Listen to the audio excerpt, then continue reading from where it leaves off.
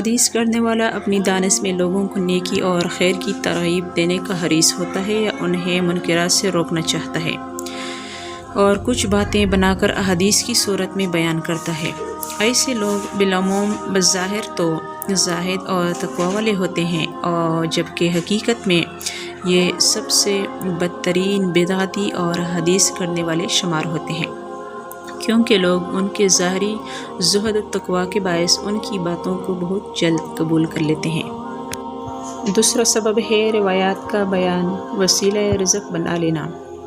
بعض نام و نہاد واعظ اور قصہ گو قسم کے لوگ عوام میں من گڑت اور ضعیف احادیث روایات بیان کرتے ہیں جن میں عجیب سا تجسس ہوتا ہے، اور اس طرح وہ چاہتے ہیں کہ لوگ ان کی محفلوں میں بیٹھیں اور نذرانے پیش کریں۔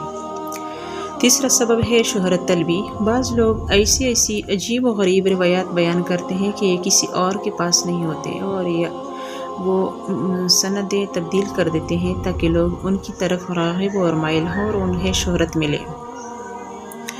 ضعیف احادیث کو ذکر کرنا جائز نہیں، البتہ اسے صرف اس صورت میں بیان کیا جا سکتا ہے کہ اس کے ضعف کو بھی ساتھ ہی بیان کیا جائے، تاکہ سامعین کو علم ہو جائے کہ یہ بات رسول اللہ کی طرف منسوب تو کی گئی ہے مگر ثابت نہیں، کیونکہ اگر ضعیف احادیث کو اس کا ضعف بیان کیے بغیر ہی آگے نقل کر دیا گیا تو یقیناً ایک طرف تو یہ رسول اللہ پر افتراء ہوگا اور دوسری طرف لوگوں کو گمراہ کرنے کا ذریعہ، جو کہ قطعاً جائز نہیں۔ نظر شیطان کا ایک تیر ہے۔ غیر محرم کی طرف دیکھنا ابلیس کے تیروں میں سے ایک تیر ہے، جس نے اللہ تعالیٰ سے خائف ہو کر اسے چھوڑ دیا۔ اللہ تعالیٰ اسے ایسا ایمان عطا فرمائیں گے جس کی مٹھاس وہ اپنے دل میں محسوس کرے گا۔